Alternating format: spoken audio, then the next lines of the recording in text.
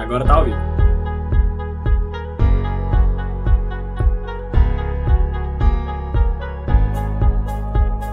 Você já entrou? Já entrou, velho.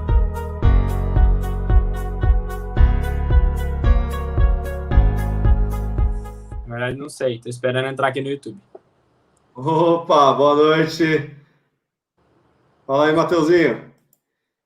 E aí, galera? Estamos ao vivo novamente, mais uma terça-feira, 8 horas. Hoje sendo nosso Faustão oficial, Walter Pittman. Daqui a pouco ele vai se manifestar aí, na verdade. Hoje quase não tivemos, mas eu e o Felipe, a gente lutou aí para manter a integridade aí de toda terça-feira, 8 horas, a gente está aqui. É isso aí. E depois os meninos vão colar mais aí, então quem for chegando pode saber que depois o Lisandro vai entrar, depois o Walter vai entrar, mas a gente vai começando aqui. É isso aí. Bom, e aí a gente pegou um tema quente, né, Mateuzinho, para falar hoje, que é sobre IPO. A gente quer trazer esse tema aí para a galera, que a gente viu que está na boca do povo. Muitas empresas fazendo abertura de capital, e inclusive se a galera tiver pergunta aí, pode jogar no chat, porque a gente vai interagindo aí, vai tentando solucionar tudo. Para começar, Mateuzinho, quer dar uma luz aí o que é IPO para a galera que está chegando? Então, acho que IPO é a primeira oferta de ações, né, que uma empresa faz. Então, você tem inúmeras empresas que têm capital fechado, né, não são empresas de capital aberto, então elas não têm ações listadas em bolsa. E essas empresas, elas fazem uma proposta para a Bolsa de Valores, né? No caso, eles enviam um pedido para a CMV, que é a Comissão Monetária de Valores, para poder abrir o seu capital, né? E essa abertura de capital é justamente onde eles têm que mostrar todo o livro caixa deles, né? Se adequar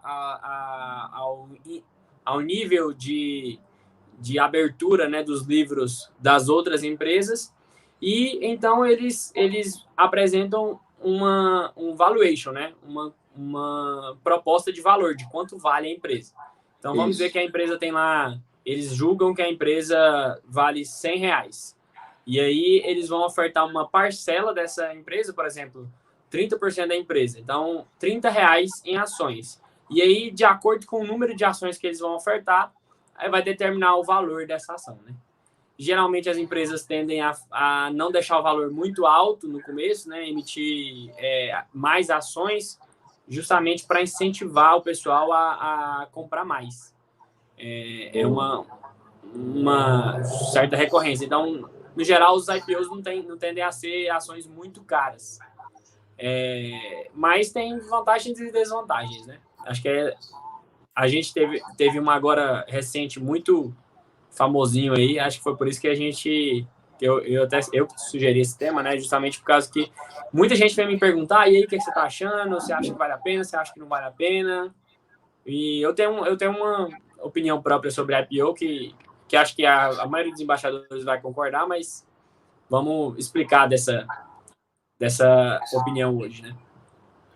É isso aí. E até acho que é válido a gente falar também por que as empresas fazem abertura de capital, né? Quando uma empresa ela vai para a bolsa, ela tem interesses por trás disso, né? E uma dos interesses dela é tomar crédito barato. Porque assim, a gente vai ficar pensando que vantagem que a empresa tem de ir para a bolsa, de expor todos os seus dados, todos os seus números, de ter é necessário ter uma gestão, uma governança muito mais apurada, né? A partir do momento que você vira uma empresa de sociedade anônima, você tem que ter uma governança corporativa muito firme.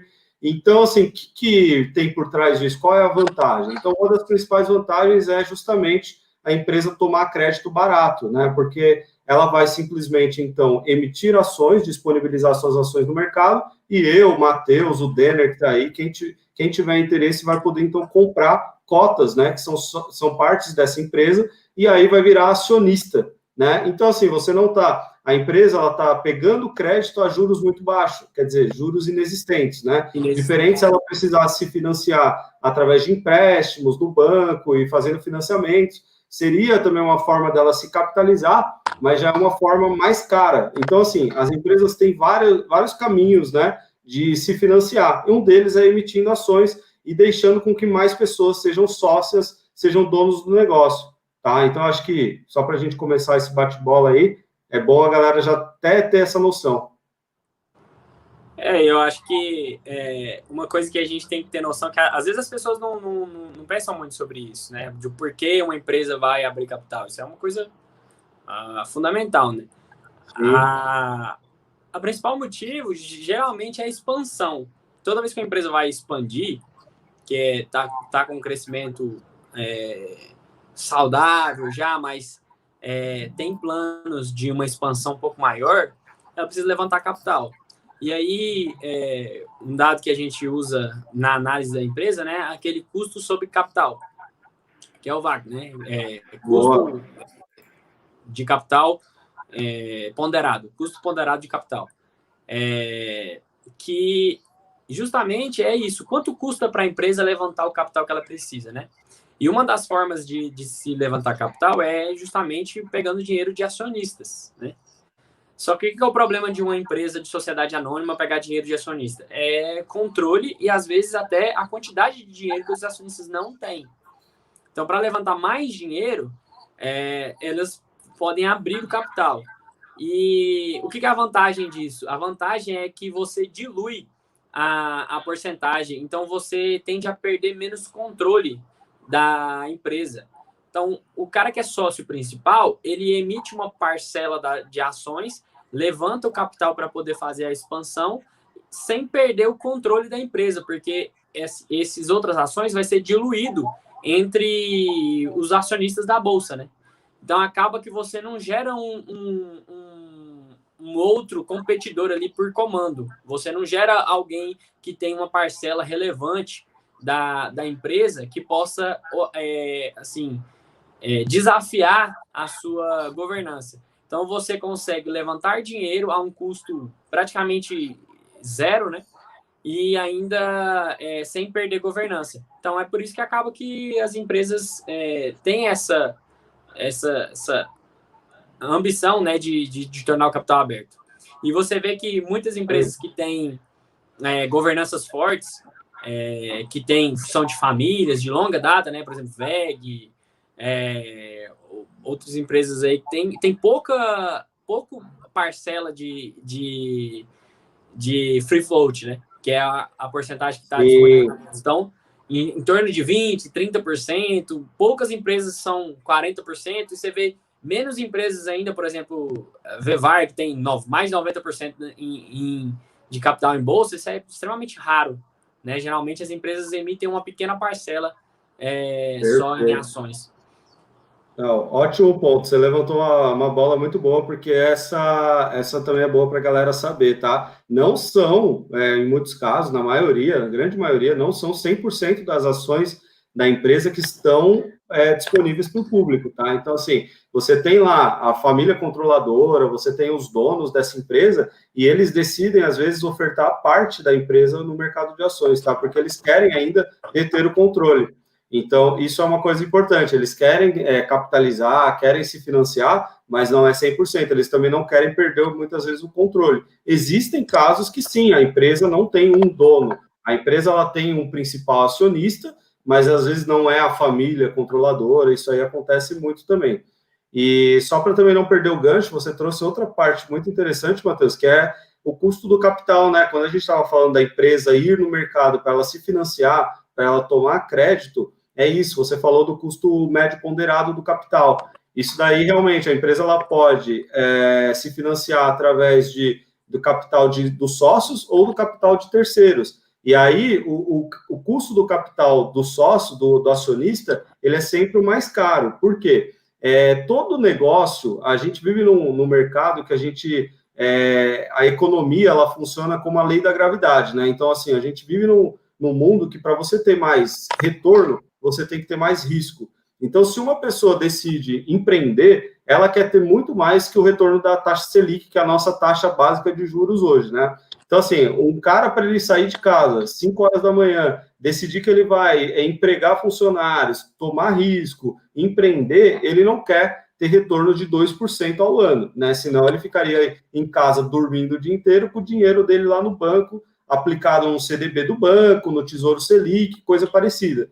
Então, assim, quando a pessoa ela se dispõe a empreender, ela sabe que o custo do capital, o custo de oportunidade dela tem que ser muito mais do que 2%, que é a nossa taxa básica de juros hoje.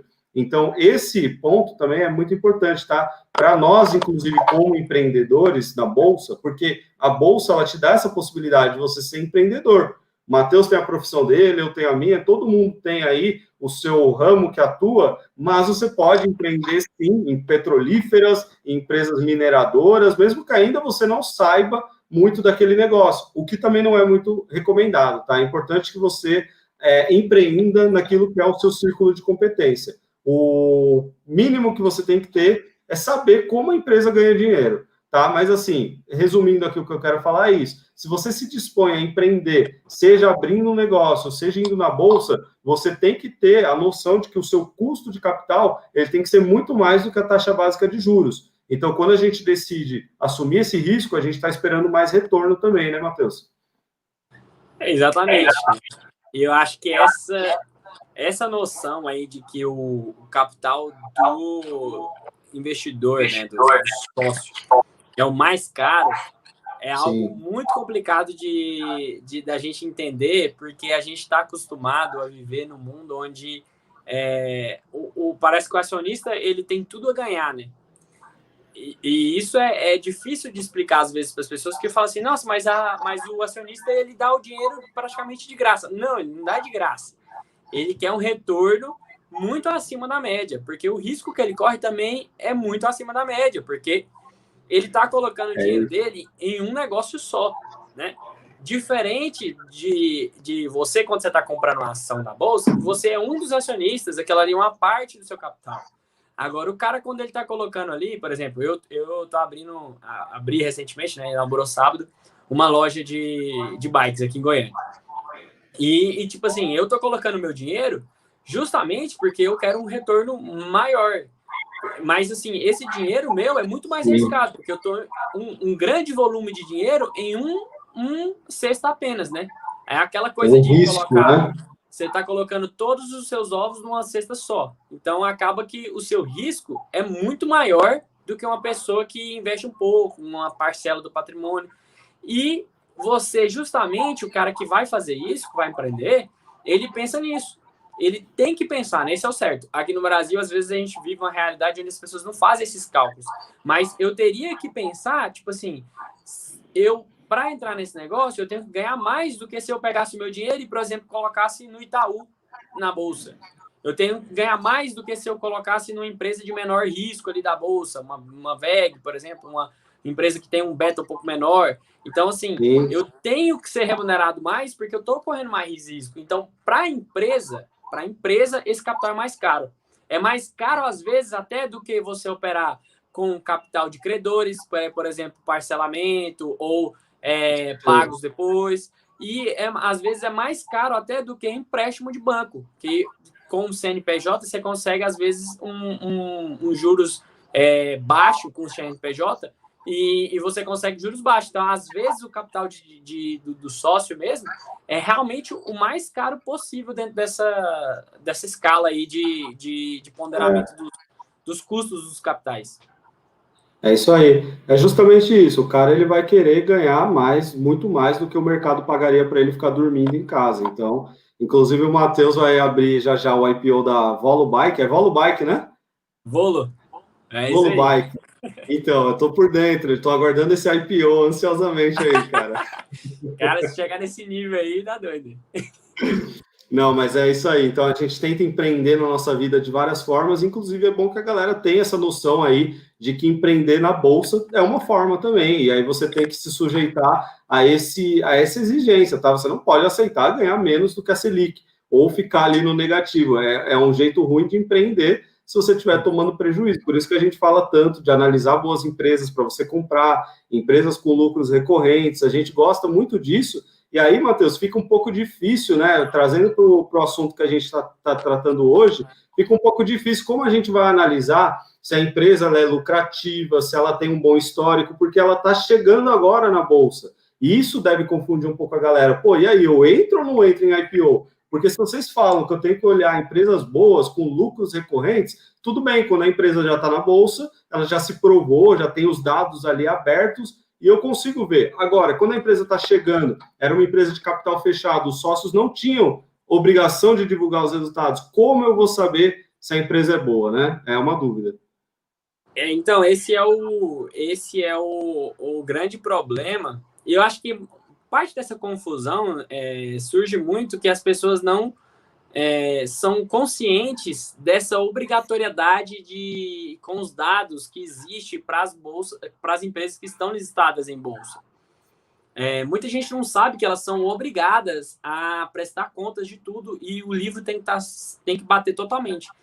Qualquer coisa que seja suspeito dentro da declaração dos relatórios de uma empresa pode ser investigado pela CMV e a empresa entra em investigação mesmo para poder justificar essas coisas. Inclusive, a gente teve um exemplo disso esse ano, que é o caso da IRB, em que os resultados divulgados por ela não batiam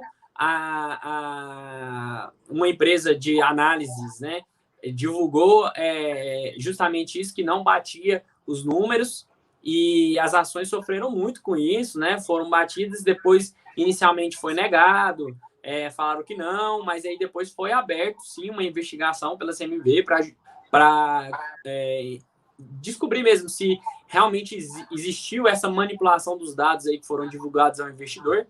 E a empresa, ela se for visto que ela realmente alterou dados aí, não condisse com a verdade na divulgação de resultados, ela pode ser punida e receber multa e ser penalizada dentro da bolsa, né? Não pode emitir novas ações, ela só sofre uma série de bloqueios aí que impede essa movimentação dela na bolsa, sem contar que perde credibilidade dentro do mercado, que acho que é o principal fator aí, e a gente está vendo isso muito claro com a IRB esse ano, que além dos resultados serem péssimos, a ação caiu de R$30 para 10 primeiro, e aí eles tentaram agora fazer um relançamento de ações, e o mercado mostrou que não está acreditando na empresa.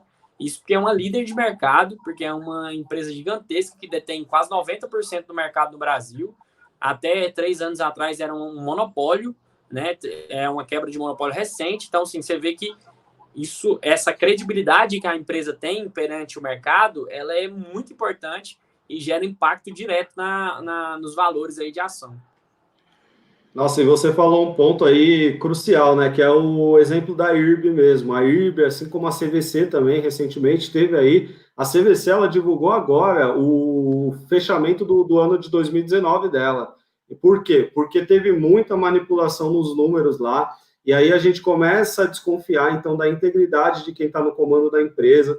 Porque você vai vendo que, às vezes, a empresa ela está adquirindo outras empresas no mercado, tomando dívida e fazendo negociações, mas quando você vai notar, o balanço está muito lindo, como se a empresa não estivesse altamente endividada, não estivesse altamente alavancada, e quando há, então, a apuração dos dados desse balanço, né, que a gente tem empresas que fazem justamente a consultoria, né, para ver se os dados, a auditoria, melhor dizendo, dos dados do balanço, quando a gente vai ver no fino detalhe, aquilo ali estava sendo manipulado. Isso é um problema mesmo para o investidor, porque assim, a gente vê que mesmo com todas as regras que a gente tem aí da CVM, a gente tem as regras aí que a gente tem de governança, muitas empresas elas estão no nível máximo de governança da Bolsa, mas ainda assim elas insistem em manipular. Por quê? Porque empresas, no fim das contas, elas são geridas pelo ser humano, né? E o ser humano, cara, é um problema. Então, a gente vai ter que tomar cuidado mesmo, às vezes, com quem está na cabeça ali do negócio, né, na cadeia de comando. E é exatamente isso, assim. Agora, você pensa, esse é o problema do IPO, né? Porque se você parar para pensar, se empresas que têm essa obrigatoriedade de divulgar dados corretos, que vão sofrer auditoria todo ano, durante vários anos de bolsa, pode acontecer alguma alteração de números, Você imagina uma empresa que não tem essa obrigatoriedade, que até pouco tempo podia fazer o que quisesse, podia fazer... Existem anos, às vezes, de manipulação fiscal, que não adianta a gente querer achar que todo mundo anda na linha aqui no Brasil, que não anda. Essas empresas têm inúmeras coisas que elas fazem para manipular imposto, quantidade de impostos que são pagos. Sim. Opa, acho que travou aí, né, Matheus? Eu não sei se travou o Matheus, se a galera puder confirmar se travou foi ele ou fui eu agradeço também, tá? Enquanto isso, eu vou falar para vocês, a gente estava falando aí de IRB, de CVC, quem não se lembra, ou quem não ouviu aí sobre a empresa Enron, uma empresa americana, uma empresa de energia, essa empresa ela chegou a ser uma das maiores empresas da Bolsa Americana, e essa empresa, de repente, pediu recuperação judicial, porque ali nós tínhamos Opa, o Matheus está de volta aí. Foi mal, caiu. Voltou, né? Não, tranquilo. Eu estava falando aqui para a galera da empresa Enron. Não sei se você já ouviu essa história, Matheusinho. Uma empresa da Bolsa Americana chegou a ser uma das maiores empresas na Bolsa lá. E assim como IRB, CVC... Ó, quem chegou aí. E aí? Dá uma boa noite aí já, me interrompe aí. Valtinho! Tá fechado o microfone aí, tá fechado. Boa noite, como é que tá o áudio? Tá com muito eco? Tô finalizando a mudança, aqui tá uma confusão. Tá bom o áudio? Tá dando para encarar? Tá ótimo. Eu não sei se você quer acrescentar aí, Valtinho. Aproveita que você está online aí, a gente estava falando agora sobre IPO, né, e falamos exemplos já de empresas de capital aberto que costumam manipular os dados e isso pode ser um risco para a gente, que dirá, então, empresas de capital fechado que não divulgam, né, como será que estão aqueles dados lá? Você quer acrescentar alguma coisa aí? Cara, por exemplo, eu vi, né, até no início, o Matheus falou muito bem a parte até do porquê a pessoa vai para a bolsa, né? Então, você tem que prestar muita atenção nisso daí. Eu vi, falou brilhantemente, vocês falaram do custo de capital, falou ali da CVM, da B3. Então, assim, tem que tomar cuidado mesmo, porque o que acontece? Eu vou trazer aqui um exemplo até da Pague Menos, né? Que é uma rede de farmácias, tá? Tem que tentar saber o porquê que o cara foi para a bolsa. Então, assim, ela fez uma coisa muito louvável. Ela entregou todo o balanço dela. Porque, veja bem, a empresa, ela não entra na bolsa assim, tipo, e não tem balanço nenhum. Né? Ela tem que já ter um balanço bem, é fechado. Tá? Ela, às vezes, tem muita empresa que já é uma sociedade anônima, mas o capital dela é fechado, ou seja, existe um processo para a empresa entrar na bolsa. Então, na reta final, ela é uma SA, ou seja, existem ações, só que ela é capital fechado. Ou seja, se você, por exemplo, no caso da Múltiplos lá, que é da viagem da né? Se não tivesse saído, você, tudo bem, você seria engolido e fechado, e aí você teria que negociar diretamente com os caras, porque você sairia da negociação. Então, assim, uma SA, ela existe sim, inclusive fora da pegada do tá aberto, que é em circulação, né? Com empresa em circulação. Então, assim, o cara da Pague Menos, ele mostrou tudo. Ele abriu tudo. Se eu não me engano, eu acho que ele mostrou de 2009 para cá. Então, assim, é dado mesmo. Então, assim, dá até para fazer, colocar no valuation, mais, porque, assim, por que não entrou antes? Né? Por que não entrou antes? Porque esperou entrar quando justamente deu prejuízo em 2019. Será que é porque não estava mais aguentando a concorrência, quis expandir? Então tem que tomar cuidado com a real intenção de quem vem para a Bolsa. Tá? Porque no Brasil, galera, só o fato de você ter que fazer Unity e preferencial, né? Coloca aí para a gente aqui no comentário se você sabe que é ação preferencial, você sabe que é ação Unity, que a gente explica. Isso é relativamente um absurdo aqui no Brasil. Tá? É meio que que um absurdo. Às vezes, você não pode confundir, por exemplo, lá nos Estados Unidos com a Berkshire, né, lá do Warren Buffett, que ele tem a A e a B. Não tem nada a ver com preferencial, ele só criou a B para fazer com que nós, a galera agora que chegou agora, né, tipo, faça parte da família, faça parte da família dele, porque a quem está em AA, que é o foco dele, que é preservar o capital de quem acompanhou ele ao longo de décadas, né? E o que eu quero é um cara desse, entendeu? Então, se eu estou caminhando agora, eu cheguei agora, estou com 60, 70 anos, eu quero que o cara que está lá gerenciando, que está me ajudando, seja um conservador, pô. Não quero que ele, né, dê o braço a torcer para o mercado e vá lá e comece a fazer loucura com o Titanic. Não é esse o foco. Então, a IPO é um assunto muito delicado, como vocês estavam comentando, tá? E existe até, né, umas possibilidades de IPO de sucesso, só que você precisa fazer algumas coisas para a esperança matemática da positiva, tá?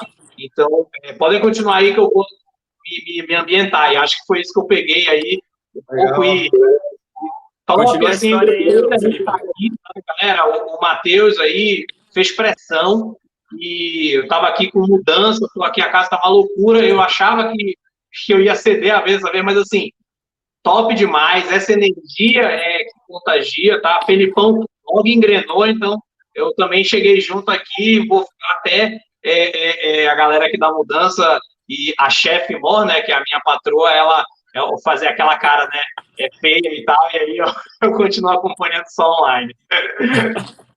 Legal. Eu só estava concluindo aí, quando tudo isso aconteceu, que a gente tem um caso aí muito notório na Bolsa Americana, tá? A gente também pode ter um pouco a síndrome do vira-lata, de falar que as coisas só acontecem aqui no Brasil, mas não. Lá nos Estados Unidos, nós tivemos um caso emblemático da Enron, que era uma empresa de energia elétrica do Texas, de Houston, no Texas. Essa empresa, ela empregava 21 mil funcionários, tá? Não era uma empresinha, não. Ela tinha 21 mil funcionários, ela era uma das líderes mundiais de energia elétrica, e essa empresa, do nada, simplesmente do nada, ela pediu falência, tá? Eu não vou me estender aqui, até porque eu já vi essa história faz muito tempo, mas eu sei que foi um dos casos emblemáticos que ficou marcado porque ninguém viu que a empresa era uma empresa praticamente de fachada. Sabe os casos das empresas X do Ike Batista? Que o cara falava que tinha petróleo, mas não tinha nada? Era mais ou menos isso, tá? Só para a galera se ambientar aí e trazer um pouco para a nossa realidade. Tem empresas e empresas, é bom a gente ficar de olho aberto. Uma coisa que eu até conectando aqui com a última live que a gente teve, que o Valtinho até comentou sobre o efeito Linde, né? Que é aquela tendência de empresas mais antigas permanecerem no mercado. Então, quanto mais antiga é uma empresa, maior a probabilidade que ela se mantenha nos próximos anos. O efeito Linde original, né, ele falava que a cada 8 anos 16 anos, né, para trás, pelo menos a metade do tempo que ela existe, ela provavelmente existirá. Então, se você tem uma empresa aí que existe há 100 anos, pelo menos mais 50 anos ela tem pela frente. Enquanto uma empresa aí que tem 2 anos, você tem uma previsão de um ano pela frente. E isso se manifestou também dentro da Bolsa. Então, empresas que estão há mais tempo dentro da Bolsa tendem a permanecer mais tempo. E aqui é outra coisa sobre a IPO. As pessoas acham que abriu capital, pronto, acabou. Nós já tivemos vários casos de empresas que abriram capital e depois fechou o capital. OPA. Então não é definitivo. A empresa pode fazer a volta. E ela não. E aí é onde a gente tem que tomar cuidado com aqueles dados que a gente às vezes deixa passar, que é tag along, que é a quantidade que tem de free float, né? O quanto é líquido, né? Essa porção da empresa. E isso é muito difícil de avaliar dentro de um IPO. Óbvio que o tag along assim, já vem como informação, né? Mas, assim, isso é uma coisa que a gente não tem muita noção dentro da governança da empresa, qual que é a política do cara, qual que é o comprometimento que ele tem com manter o IPO, com manter o capital aberto, com o crescimento no longo prazo. Você não tem informação disso porque é uma empresa que não tem histórico de publicidade, né? E eu acho que o Walter falou muito bem que o cara da PagMenos fez foi louvável, assim, porque ele demonstrou um comprometimento, né? Muito grande, uma integridade muito grande. O cara falou assim, olha, eu tô entrando e vocês podem ter acesso a tudo que eu fiz nos últimos 10 anos, entendeu? Tipo assim, o cara não chegou e falou assim, igual eu acho que a gente vai ter que falar, que é o da Pets, que é um dos mais comentados esse ano, uma empresa gigantesca, líder de mercado, que tem lucro recorrente aí, pelo que eles mostraram, mas eles mostraram 3 anos de histórico, entendeu? E aí você... Só e aí obrigatório, né? Só mostraram que era obrigatório. Exatamente, tipo, é uma obrigação só. Porque, para quem não sabe, a empresa, quando ela vai fazer o pedido, ela já tem que ter uma programação de mostrar pelo menos aí 3 anos.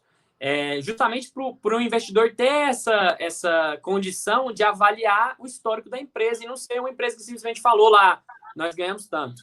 Entendeu? Tem que mostrar o que já ganhou, pelo menos nos últimos 3 anos, para poder proteger o investidor.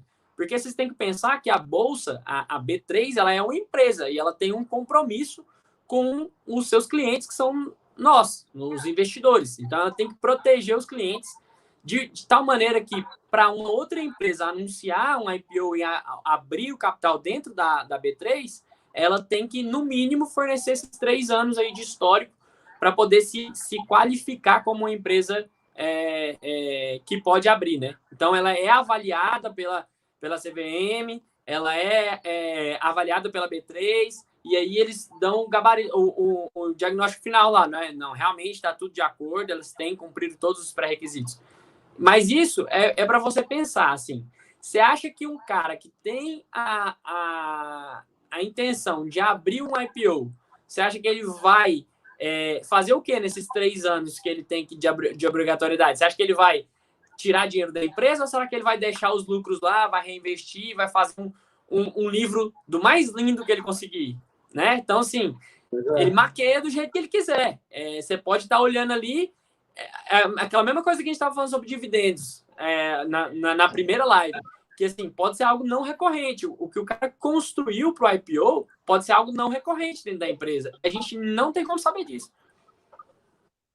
Esse teu, Matheus, top esse teu detalhe aí, porque, galera, como até já foi dito, o IPO não acontece do dia para a noite, tá? Não acontece do dia para a noite. Inclusive, tem muitos casos de empresas que fundos de investimento, aqueles fundos famosos de private equity, só entra a galera que já tem um patrimônio considerável e ele quer, como é difícil você mexer um Titanic, né?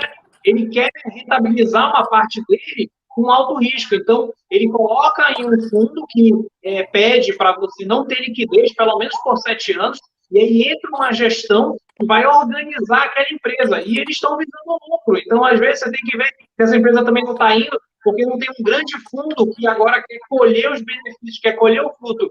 E não minoritário, quer o fundo colheu. E você, às vezes, vai acabar ficando com a parte errada. Então, então, assim, como já há tempo, às vezes tem 5 anos, o cara já visualizava, então ele falou assim, não, vamos deixar as contas aqui organizadas, mas esse insight aí foi fantástico, tá? Até coloquei a pergunta aqui, ó, que o relatório da Sul, que diz que é interessante estar no review da Pets, né, já que é a que a gente estava comentando aí, o que acha? Eu vou começar a responder isso daí, vou dizer assim, porque eu não acho. Eu estou convencido de não entrar no IPO. Então, primeiro ponto, eu não entro. Beleza. Então, só por causa disso, eu nem olho a PET. Mas tudo bem, vamos olhar a PET. Aí, o que eu vou para um outro detalhe? Assim, ela está derivando de algo que já existe na Bolsa. Tá? Isso é importante, porque se de repente tem uma empresa mãe e ela está saindo dessa mãe, ela é um filhotinho, eu posso analisar essa mãe e ter uns insights do que, de repente, e qual o motivo que isso está acontecendo. Ou seja, não é à toa que BB Seguridade é uma empresa de baixo risco e tudo mais, e ela veio do Banco do Brasil, inclusive o pessoal fala assim, o Banco do Brasil não paga mais dividendo. Calma, quem pagava dividendo era a BB Seguridade que saiu. Então, tipo, faz parte do case, do processo, você tem que entender agora o Banco do Brasil isolado, sem o BB Seguridade, e o BB Seguridade separado.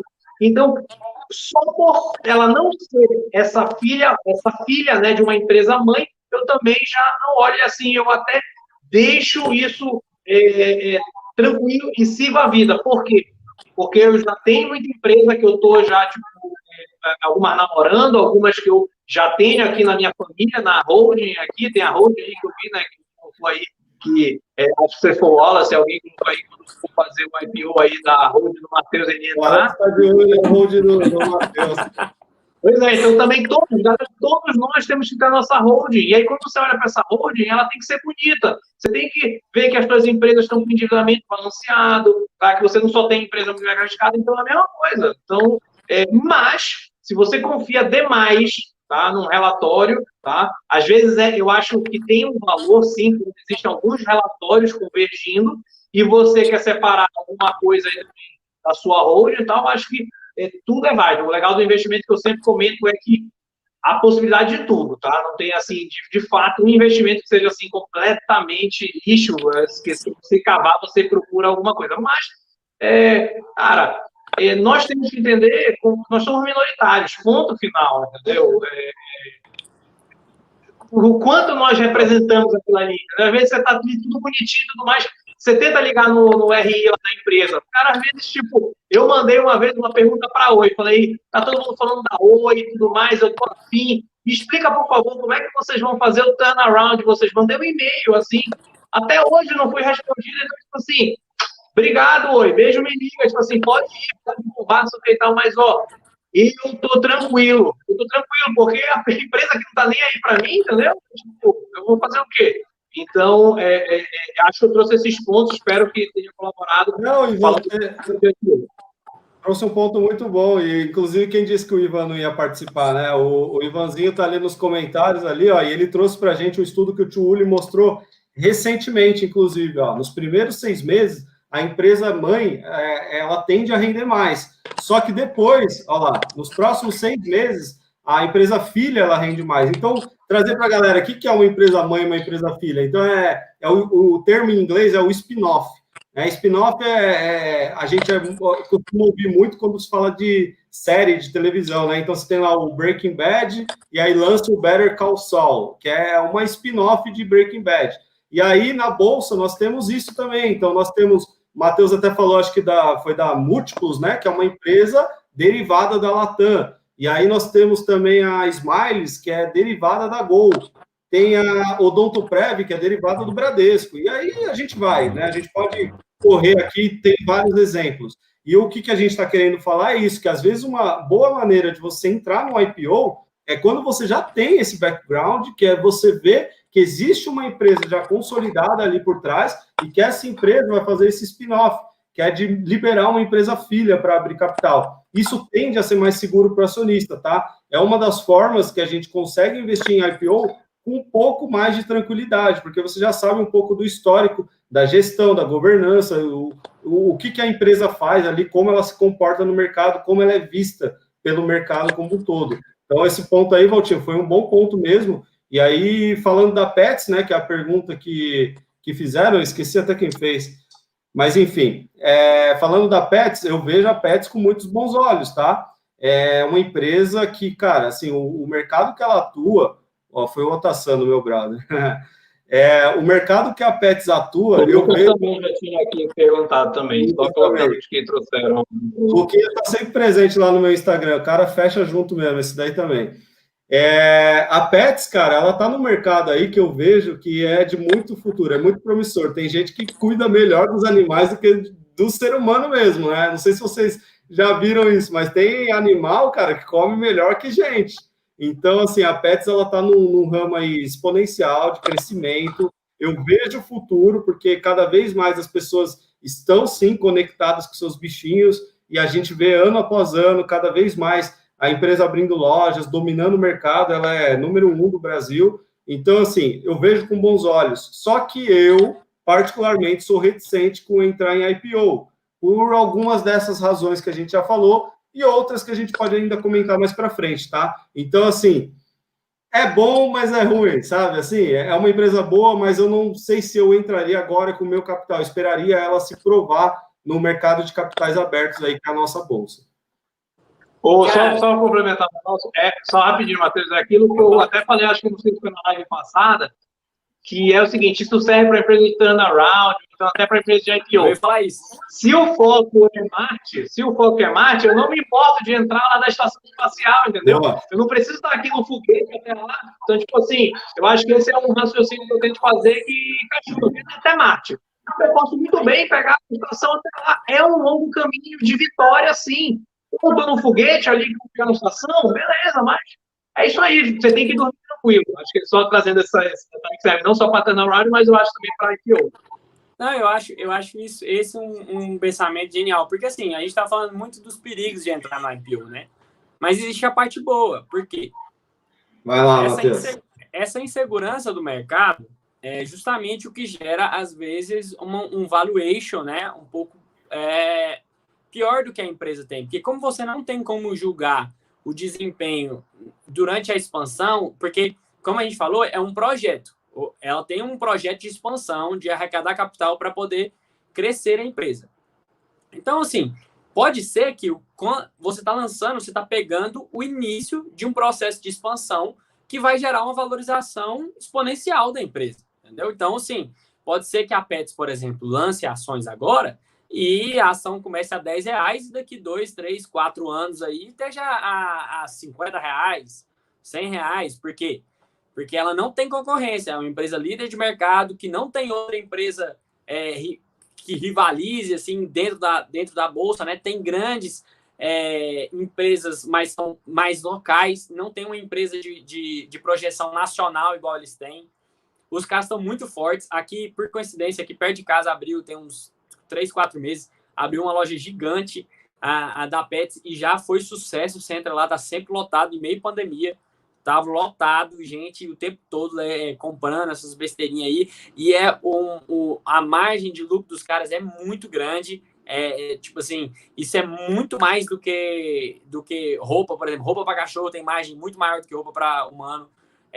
Comida é muito maior a margem. Remédio é muito maior a margem. Hotel. Então, tipo assim, tudo é maior a margem deles. E porque já está provado mesmo que as pessoas tem maior disponibilidade para pagar disso quando é para os animais. E isso tende a crescer cada vez mais, porque é um mercado ainda que está recente ainda, né? E, por incrível que pareça, o Brasil, ele acho que só perde para os Estados Unidos, eu não lembro o dado direito, mas só perde para os Estados Unidos em investimento em animais, entendeu? Tipo assim, a gente cuida dos animais aqui, investe nos animais, mais do que qualquer outro país a não ser os Estados Unidos. Então, é um mercado que é muito disponível ainda, porque, igual eu falei, falta de grandes players mesmo. E então, assim, você pode estar pegando o começo da coisa e ser um ganho exponencial, e ser um case seu que vai mudar assim, o nível da sua carteira, dependendo do tamanho que você vai entrar. Então, é aquela velha coisa do risco versus benefício. Você pode pegar, entrar e ter uma multiplicação exponencial, é o que falaram aí, alguém citou nos comentários aí, a XP, que o pessoal lá nos Estados Unidos pegou um valuation bem baixo, né? Porque lá eles investem em dólar, então o valuation da XP é feito em reais e acaba que em dólar ela fica muito barata para eles, mas, tipo assim, é uma empresa que tem muito a ganhar ainda, mesmo pensando em dólar, porque o nível de investimento aqui no Brasil ainda é muito pequeno. 5% da população apenas investe na Bolsa. Então, o potencial de valorização da XP ainda é muito grande. Então, assim, você pode estar pegando o início de uma bola de neve que vai multiplicar absurdamente? Pode. Né? Acho que a Raia Drogasil, pegando o exemplo aí do que é a PagMenos agora, cara, eles entraram na bolsa, acho que a menos de R$20, a coisa estão a 100, 110, 120 em coisa de 10 anos. É uma coisa assim, uma multiplicação absurda, multiplicou quase por 10, por 5, sei lá. E é uma empresa que vem muito constante. Então, o lado bom do IPO Acho que travou aí o Matheusinho de novo. Mateus. É igual que ele para sempre fazendo uma pose. Eu vou até fazer. Eu ia fazer um print, perdi. Eu ia tentar fazer um print aqui. Tem uma pose assim, enigmática. Continua lá, Matheus, manda ver. Não, era isso. Assim, falar que existe o benefício também, porque eu acho que todos nós somos contra entrar em IPO justamente por esses dois motivos. Primeiro, porque a insegurança das informações. Segundo, pelo fato de que eu não tenho pressa de entrar em nenhuma empresa. Né? Eu, principalmente, aí acho que já mencionei aí que eu sou muito criterioso para entrar como sócio das empresas, principalmente recentemente. Mas, assim, existe o lado positivo, né? Eu vi o Ivan falando aí que ele está considerando entrar na Pets. Assim, dependendo do quanto você está disposto a investir, do quanto você entende esse mercado, né? Então, às vezes, alguém entende um pouco mais. Eu entendo muito pouco disso. Eu falei coisas aqui, mas entendo muito pouco do mercado, como funciona. Mas, por exemplo, se você é um veterinário, você entende muito melhor sobre o case da Pets do que qualquer outra pessoa. Então, às vezes, para você, faz muito sentido, né? Você vê o futuro da empresa, você conhece, você sabe o que é o mercado, você sabe como o mercado se comporta e como a tendência de crescimento, como que é. Então, às vezes, para algumas pessoas fazem mais sentido do que para outras mesmo. Não, perfeito. E igual o Ivanzinho falou ali atrás, ele colocou em inglês, mas você pode ser um gênio do mercado de ações. É isso que você está falando, Matheus. Às vezes, nós aqui de fora podemos ser, sim, tão competentes quanto quem está dentro, porque às vezes, como cliente, o Wallace também citou aí Peter Lynch. Peter Lynch, ele tem várias, né, metodologias, várias formas de investir, mas num dado momento ali, ele fala para você, às vezes, que você pode justamente investir naquilo que você é cliente, né? Então, assim, de repente você entrar com pouco no negócio só para você sentir aquilo, fazer a exposição ao risco de uma forma pequena, para você não machucar sua carteira caso algo dê errado, é uma das coisas positivas mesmo. Outra coisa é isso, você ser um gênio aí do mercado de ações, quando você investe naquilo que você conhece. Eu acho isso uma das coisas fundamentais, tá? Eu vou ser taxado por repetir essa frase, mas eu não estou nem aí. O maior risco vem de você não saber o que você está fazendo. Isso daí tem que fixar mesmo na mente da galera. Quando você investe naquilo que é o seu círculo de competência, se algo der errado, pelo menos você estava convicto, você sabia o que você estava fazendo. Eu vou falar, eu não tenho convicção que é para investir em Uzi Minas, em CSN. Eu não entendo como essas empresas ganham dinheiro. Eu sei que são empresas mega antigas da Bolsa, resilientes, mas eu ainda não sei como as empresas ganham dinheiro. Uma Pets da vida, eu consigo enxergar ali mais ou menos como que é a mecânica do negócio dela, como que ela dá lucro, né? A gente consegue ter a noção. Eu conseguiria investir em Pets. Então, de repente, passar esse recado para a galera. Investir naquilo que você conhece, se expor ao risco de uma forma controlada, tá? Eu acho que isso é muito importante.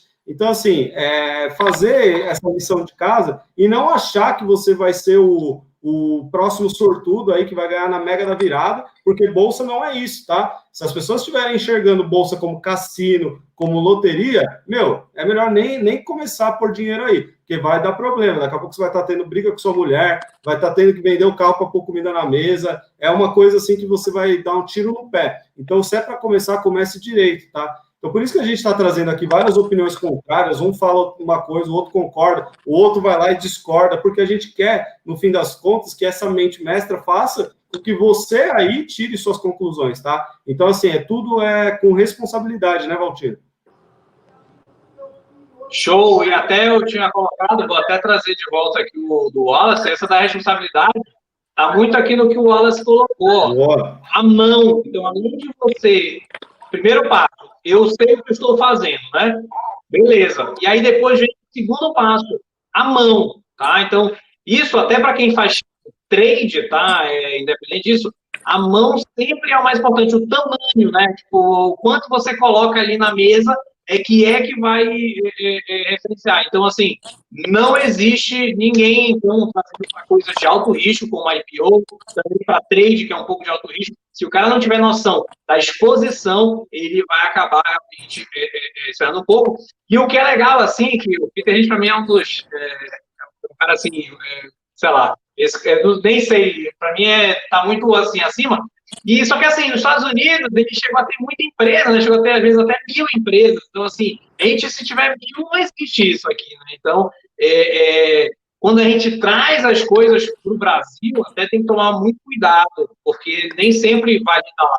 Tanto é que lá nos Estados Unidos, muitos trabalhos de valor são feitos com o preço sobre o valor patrimonial. E se você for trazer só esse dado para cá para o Brasil, não dá certo. Não. Ou até a gente aí ia começar a mudar. Então, por isso que aqui no Brasil acaba que o pessoal acaba falando muito do EV/EBIT, né? E sobre o lucro. Você vê que sempre nossos trabalhos acadêmicos acabam indo lá para isso, porque para nós aqui não teve muito efeito.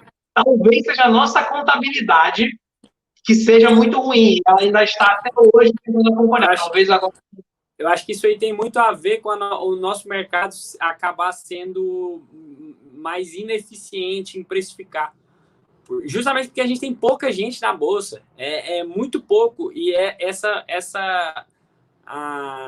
coisa de ser pouca gente acaba gerando um viés, né? É a famosa lei dos grandes números. Como lá você tem muito mais gente na bolsa, o índice de pessoas que vão tender ali a uma normalização do preço é muito maior. Então, o preço lá é algo muito mais fidedigno ao conhecimento da média, porque a população toda conhece a empresa. Então, você está expondo as empresas a um julgamento de uma amostra maior da população.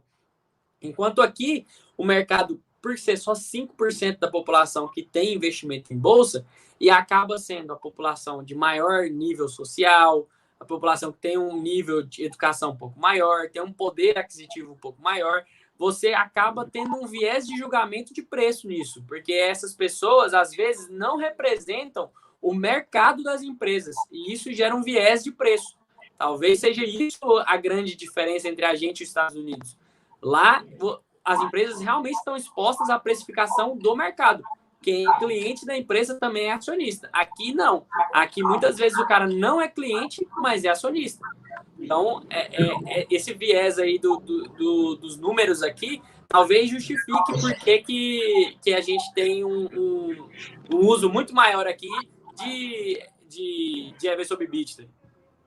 Não, e você trouxe até um ponto legal também para a gente falar, Matheusinho, que é comparar Brasil com os Estados Unidos mesmo. Por que, por exemplo, uma XP foi abrir capital nos Estados Unidos e não aqui, sendo que tem tudo a ver com o negócio dela, né? Abrir capital, emitir ações e fazer isso no mercado brasileiro, acho que seria um marco, mas ela foi para o mercado americano, muito por conta dos custos, né? Acho que, assim, uma das coisas que a gente pode já trazer de cara os custos realmente que uma empresa tem para ela se manter na bolsa. Aqui no Brasil, a gente tem altos custos para o capital aberto se mantido. Uma das coisas é que a gente tem uma rígida regulamentação, onde a empresa ela tem que emitir balanços auditados trimestralmente. A gente sabe aí, cara, que a gente pode colocar numa mão empresas de auditoria que são realmente capacitadas para fazer essas auditorias de balanço. Então, assim, acaba sendo ali um oligopólio que a precificação dessa auditoria é absurda. Então, as empresas elas acabam tendo esses altos custos na hora de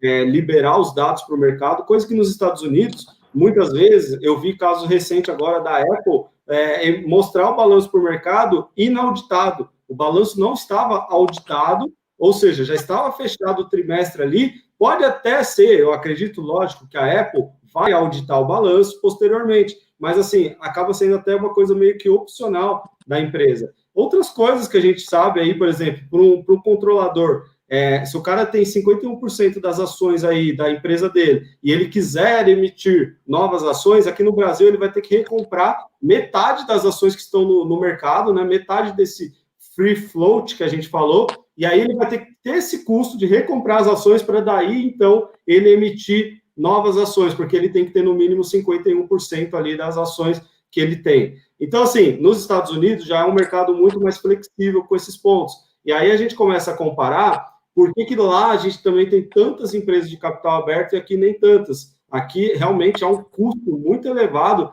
para a gente fazer essa abertura de capital. E como o Valtinho trouxe o exemplo da Pague Menos, é uma empresa que começou a nem dar lucro, imagina ter que ficar desembolsando isso. Então, assim, é complicado, às vezes isso daí vai corroendo ali o poder da empresa também, e se a empresa não for muito boa, com o tempo ela não se sustenta também não. E eu acho que uma coisa interessante sobre a Petz, inclusive, é justamente isso. A PagMenos, ela vai entrar num ramo já listado em bolsa. ela vai ter grandes players para competir. Então, você vai ter o que escolher entre Raia Drogasil, entre as outras empresas aí do ramo de saúde, enquanto a Petz está inaugurando um segmento dentro da Bolsa. Não tem concorrência. Então, assim, é aquela coisa do quem chegou primeiro bebe água limpa, né? Você está entrando numa empresa que não tem concorrência, que vai gerar um levantamento de capital sem precedentes dentro do segmento e pode gerar uma mudança aí toda na conformação de como isso vai impactar na presença dessa empresa brasileira, né? E justamente por causa disso, porque você vai gerar custos, mas você também vai gerar um nível de capital que não foi visto ainda dentro desse segmento, né? Primeiro que a gente nunca tinha visto uma empresa tão grande nesse segmento a ponto de cogitar abrir capital. E agora a gente não sabe como esse capital vai impactar no desempenho dessa empresa, se ele pode multiplicar e a empresa crescer mais ainda, e isso, assim, gerar a ampliação ainda maior. E também pode afundar, né? Também pode dar errado então. e a empresa começar a ter custos, igual o Felipe falou, que não tinha antes, que quando estava capital fechado estava tudo ótimo, mas agora tem custos de bancar, às vezes isso vai comer um pouco das margens, às vezes isso vai abrir maior parte aí do balanço da empresa, isso expõe as vantagens competitivas que a empresa tem. Então, aquela coisa de você, às vezes, fazer um remanejamento de capital, tirar margem de um lugar para botar em outro, para ganhar espaço de mercado. Essas estratégias, quando você está abrindo capital, você está também se abrindo para competidores, para concorrentes, né? Então, aquela coisa antes era tipo assim, eu faço a minha estratégia. É aquela coisa de, por exemplo, você vai no supermercado lá, o arroz é mais barato, mas o feijão é mais caro. Aí você olha o arroz e você fala, não, tá mais barato aqui. Então, esse supermercado é mais barato. Mas ele está ganhando um monte de outra coisa. Agora, se você tem uma empresa de capital aberto, essas estratégias acabam se tornando mais evidentes, você gera uma certa vulnerabilidade perante a um ramo que não tem listado. Então, as outras empresas podem usar essas informações para poder atacar assim, o mercado de uma maneira diferente, né? Uma margem um pouco menor, ou uma diferenciação aí do mercado de um produto. Às vezes a leitura, né, vai ser investido, eles estão investindo mais pesado nisso, então a gente também vai investir aqui, eles estão planejando fazer uma expansão, porque tudo isso vai ter que ser divulgado. Então gera uma vulnerabilidade que a empresa não tinha antes. Exatamente, é um ponto que pode ser tanto positivo como negativo, né? E aí, realmente, ela sai na frente, igual o Ivanzinho colocou ali, que ela pode, então, angariar mais recursos, justamente por ser a primeira do setor dela, mas ela acaba também se expondo a essas estratégias competitivas dela ao mercado como um todo, porque, assim, a empresa ela pode ser a única no mercado acionário da Bolsa, mas ela vai continuar competindo, às vezes, com empresas que não estão no capital aberto e que vão estar ali diariamente de olho em cima dessa empresa. Então, isso pode ser realmente até um ponto para o mercado ficar de olho, porque, assim, a gente não pode esquecer que bolsa é expectativa. Tudo aquilo que for precificado agora, que as pessoas colocarem dinheiro ali na Petz, elas já estão acreditando em crescimentos futuros, porque para trás, a gente já viu como a empresa é boa, como ela é bem gerida. Quer dizer, é o que parece, né? Mas, assim, para o futuro, a gente já vai começar, então, a colocar expectativa ali dentro, e se essa empresa não for realmente tão boa, ela não tiver um diferencial, umas vantagens competitivas em relação aos seus pares que estão no mercado fechado, ela vai sofrer, porque ela vai, realmente, a concorrência vai bater forte. E aí é onde está a minha desconfiança. Por isso que eu sou fã do Jay Ritter, né? Que na semana passada até falei dele aqui, trouxe um artigo dele sobre a economia, e ele é o Mr. IPO, né? O Valtinho deve conhecer bem, que na semana passada eu falei ele falou, ele me deu aula do artigo que eu trouxe. Então, e aí o Jay Ritter, ele é o Mr. IPO. Eu só comentei aquela joia escondida, assim, com outra visão, um negócio assim para bater Mas o nome dele é top, o artigo dele é top e o que você comentou, então nem se fala. Mas, na verdade, eu concordo contigo, concordei contigo. Eu só trouxe Não, sim, mas eu disse que você contribuiu muito. Eu só trouxe a bola, deixei ela na cara do gol e você fez o golaço.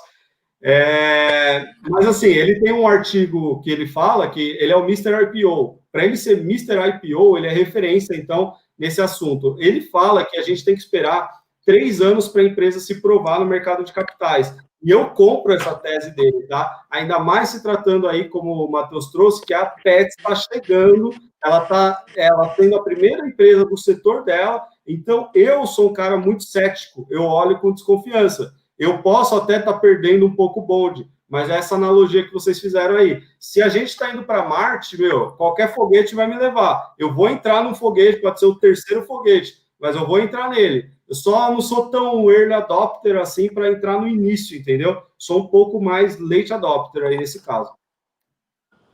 E eu acho que o outro ponto que às vezes as pessoas não levam em consideração é o impacto que pode ter na gestão, né? O que trouxe a Pets até aqui foi a gestão que eles têm. Só que essa gestão tinha que responder a 10 pessoas, que é a diretoria ali da empresa, às vezes menos, se é uma empresa administrada por uma família, se tem um CEO um pouco mais forte, né? E agora, quando a empresa começa a ser listada em bolsa, qualquer movimento que eles vão fazer vai ser julgado pelo mercado como um todo. Vai sair notícia. Cada relatório trimestral, que a empresa às vezes nem fazia relatório trimestral, às vezes fazia anual, às vezes tem semestral, e era tipo assim, uma coisa muito menos controlada. Agora, qualquer resultado é questionado, é perguntado por quê, o mercado toma uma reação, sai na mídia. Então, isso começa a colocar uma pressão diferente sobre a diretoria e a gestão da empresa, né? E a gente já viu empresas que lidaram muito bem com isso e se tornaram melhores ainda, e a gente já viu empresas que não lidaram bem com isso e afundaram, assim. Acho que é o caso da Via Varejo, inclusive.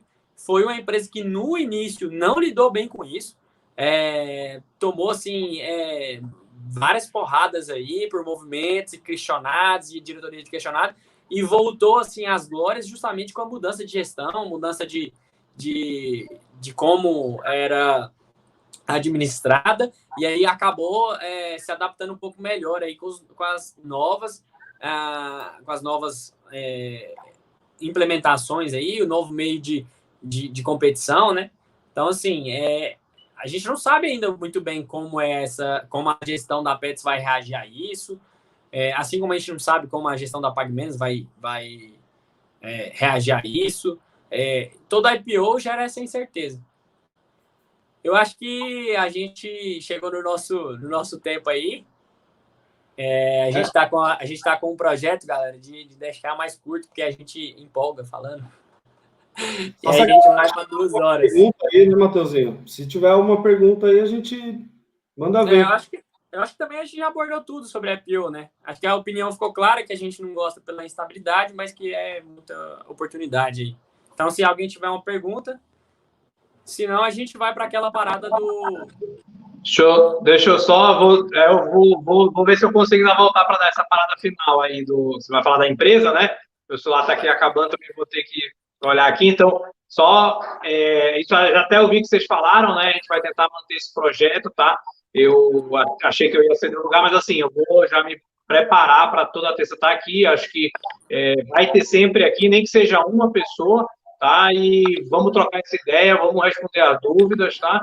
E vamos tentar fazer também sempre como vai ser um episódio, fazer a primeira temporada, vai ser uma série top, que aí depois vai também gerar vários spin-offs, né? Que é o que a gente comentou hoje aqui, sobre a IPO, tá, galera? Então, vamos falar aí das empresas, eu vou ficar por aqui ouvindo e valeu. Se a galera tiver tema também, como a gente hoje falou de IPO, semana passada a gente falou de economia, o que a galera quiser sugerir aí também é bem-vindo, tá? O próprio Ivan, o Ivan não, porque ele vai fazer parte aqui dessa discussão, mas o Wallace aí, o Tassano, a galera, o Denner, Lucas, todo mundo que está aí, quiser sugerir um tema para a gente, pode ficar à vontade, tá? Porque aí a gente traz na semana que vem, traz na outra, e inclusive é muito bem-vinda essa sugestão de vocês. Exatamente. se tiver perguntas aí...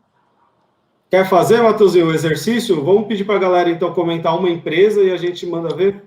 Acho que, galera aí, para quem não se atentou a isso, a gente, todo fim de live, a gente está escolhendo aí alguma empresa e a gente está falando a opinião de cada um sobre elas, né?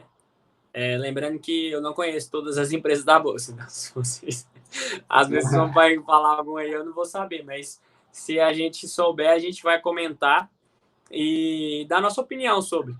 Eu acho que Dentro a do gente já nosso falou de círculo de Ambev, competência, né? a gente já falou de Ambev, qual foi a última? Cielo. Cielo. Então, manda ver aí, é a galera que vai mandar. A Lupe, Vevar. E a Varejo. Sempre tem, né? Olha, eu vou te ser sincero, a Lupar eu não conheço muito da empresa, tá? Eu sei qual que é o ramo dela, mas nunca estudei essa empresa. Qualquer coisa que eu falasse aqui, eu ia falar por falar. Então, se quiser comentar de Via Varejo ou tiver alguma outra, eu topo. Sanepar. Sanepar é uma boa, hein? É uma das empresas que eu tenho, Sanepar. Sanepar pode ser, o que você acha? Então, vamos nela? Pode ser Sanepar. Porque Via Varejo está muito na boca do povo, né? Via Varejo, toda esquina estão falando. Então, vamos de Sanepar, que é um pouco diferente. Bora, quer começar aí? Não, tá, então, bom. Sanepar é a Companhia de Saneamento do Estado do Paraná, né? Uma empresa que ela é regulamentada pelo governo. Eu, particularmente, gosto muito. Nós estamos aí tendo em voga atualmente o marco do saneamento, né? Que tende a melhorar muito os horizontes aí de empresas como Sanepar, Sabesp e outras tantas aí que atuam nessa área.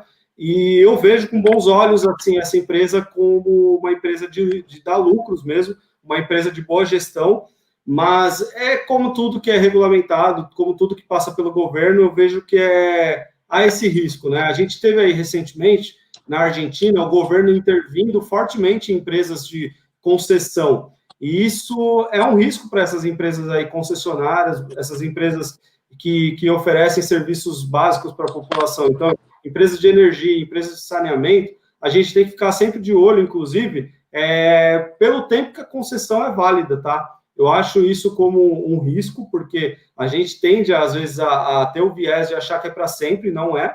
Então, assim, a gente sabe que empresas de energia, por exemplo, às vezes a concessão é por 20 anos, e às vezes a gente já está investindo nela ali quando está no 19º ano e nem está sabendo, nem se ligou, e às vezes pode ser que no ano seguinte essa empresa perca a concessão, e aí, o que vai ser dela? Sanepar é um pouco parecido com isso, então a gente tem que ficar de olho nessas intervenções do governo. Eu digo isso porque no mês passado, agora de agosto, ela deu uma porrada para cima, porque teve reajuste das tarifas lá de saneamento. No dia seguinte, o Ministério Público falou, não. Por causa da pandemia, vamos voltar aí, porque isso aí não é justo com a população, vocês querem aumentar os preços e a população está desempregada, está sofrendo para pagar a conta, como que vocês vão aumentar isso? Então, assim, imagina, você vai ter a sua conta de água chegando lá 30% mais caro. Eu, como acionista, gostaria. Agora, se eu sou uma pessoa que vive lá no estado do Paraná, eu ia ficar revoltado, entendeu? Porque a gente está passando nesse momento aí e fica, né? A gente fica com essa coisa para analisar. Você tem que analisar, às vezes, como uma pessoa física e, às vezes, como um investidor, né? Tipo, que olhar que você está tendo. Com o Sanepar, eu estou olhando como investidor. Eu até gostaria que as tarifas fossem reajustadas, mas a gente não pode perder o senso, né? Que a gente é humano, pô. Se colocar no lugar do outro, cara. No fim das contas, é até um pouco irracional mesmo aumentar tarifas nesse momento. Então, assim, é uma visão aí de Sanepar, eu gosto da empresa, eu sou acionista da empresa, tá? E você já falou que também, então dá sua palavra aí sobre ela. Cara, eu descobri Sanepar não tem muito tempo, mas foi uma empresa que eu estudei um pouco antes, eu estudei todas as empresas de saneamento, eu estava buscando entrar em empresas desses ramos mais resilientes aí nesse tempo, né? Sempre vai ter o viés da participação governamental, eu não gosto de empresas desse jeito, mas aqui no Brasil você acaba sendo um pouco assim forçado a adentrar isso, porque as coisas básicas, elas são participação do governo mesmo, isso é tradição do nosso país. Isso, por um lado, é ruim, por causa dessas coisas que aconteceu, o governo acaba tendo uma certa autoridade para poder controlar alguns movimentos da empresa. Esse para mim, é o ponto negativo da empresa. Mas, por outro lado, gera uma certa estabilidade, porque isso é um ponto de menor vulnerabilidade. É mais difícil uma empresa privada, de repente, querer competir e entrar ali no mercado, né? Dentro das empresas de saneamento, ela é listadas na bolsa, né? Ela é a menor, acaba sendo assim, ainda pouco conhecida, ela é mais nova na bolsa, né? Está dentro de um mercado pequeno, né? Que é o estado do Paraná, não é um estado tão populoso assim. A maior parte das suas receitas vem de distribuição de água, né? Apesar das pessoas sempre acharem que é saneamento, mas a maior parte dos ganhos, das receitas, são provenientes de distribuição de água tratada. O saneamento ainda é algo que está evoluindo no nosso país, a nossa disponibilidade aí de saneamento básico mesmo, de esgoto, é muito baixa e é pouco remunerativo para as empresas, não gera tanta receita assim. Mas, por outro lado, isso é um potencial de crescimento, né? Cada vez mais se fala em tratamento de esgoto, de você remunerar essa tratamento do esgoto antes de liberar direto nos rios, como era feito antigamente. Então, é um mercado que ainda pode crescer. É uma empresa que tem apresentado lucros recorrentes, crescentes, receita crescente, tem um tempo de concessão bom aí. Gosto bastante da empresa. Acho que é uma oportunidade, não estou recomendando para ninguém, tá? Antes que fique gravado aí, não é recomendação para vocês. Mas é uma empresa que vale a pena dar uma olhada, é um ticket baixo, né? Você vai olhar aí Sabesp, né? As outras empresas de saneamento acabam sendo tickets aí mais altos, 30, 40 reais. É uma empresa que tem um ticket baixo. Então, eu gosto bastante e tenho pretensões de ampliar minha presença ainda nela, justamente porque tem se mostrado uma empresa muito boa ao longo dos anos. Acho que esse ano ainda não foi mostrado ainda exatamente como ela sofreu nesse período, principalmente por causa dessas limitações aí de ampliação, né, da tarifa, e o reajuste disso é muito controlado, então acaba sendo ruim também essa parte da empresa, mas acho uma empresa boa, mais nova ainda, tem muita coisa para crescer. É isso aí. Então vamos ficar de olho aí, galera, porque desde quando eu escolhi entrar nessa empresa, eu estou tomando um calor aí, perdendo quase 10% aí no meu valor de mercado. Então, acho que deve estar no valuation atrativo. Aí faz tempo que eu não olho, mas acho que deve estar. Não é recomendação, né, Matheus? Vamos falar, vamos deixar claro isso aí. Deixar claro. Mas é isso aí, Valtinho não está na área não para se despedir, né? Acho que não, que ele não se manifestou mais aí. Bom, ele tem que então voltar para encerrar, né? Como é que a gente desliga esse negócio que eu não sei não. Só fechar a janela aí que dá certo. Bom, vamos agradecer a galera, então. O Valtinho voltou aí. Voltou? Aí, Faustão, manda ver aí. Eu fui achar um carregador aqui. Então é isso. Dá um print aqui, deixa eu baixar aqui. Não tem nem mais. Quer falar de Sanepar, Valtinho? Dá um print aí. Hã? Quer falar de Sanepar ou só vai se despedir mesmo? Não, só me despedir, que estou já aqui, tem que levar o negócio, não. Mas assim, eu nem consegui ver o que vocês falaram, mas assim, cara, não tem muita opção dessa de saneamento no Brasil, acho que vale a pena ter. Eu não tenho ainda nem saneamento na minha carteira, tá? Mas é um famoso setor perene que só tende a crescer, principalmente com a história de, inevitavelmente, o Brasil tem que ter mais saneamento, tá? Não tem condições aqui, a gente vive uma realidade que a gente trata a criança de diarreia, mas não adianta. Ela volta para o lugar onde ela veio, que não tem esgoto, infelizmente, e aí ela desce de novo. Então, esse ciclo não tem fim. Tá? As viroses aí, então tem que ter saneamento. É inevitável o crescimento desse setor, tá? No Brasil, que ainda é muito, né, estatizado, né? Acho que É isso aí, e valeu. Semana que vem, então, eu já vou, mesmo horário, mesmo bate-horário, e Beleza. show de bola. Prazerzaço. Eu, Felipão, estamos aqui juntos. Tá mais do que fechado, então. Terça às 8 Terça-feira, 8 horas, aí, confirmado. É isso aí. Então, Show. valeu, galera. Obrigado galera. por quem ficou aqui agora. Obrigado mesmo, hein? Valeu demais. Valeu, galera. Foi top aí. Sempre 15 pessoas aí, em média. Show de bola. Obrigadão aí pela presença. Tamo junto. Até a semana que vem. É.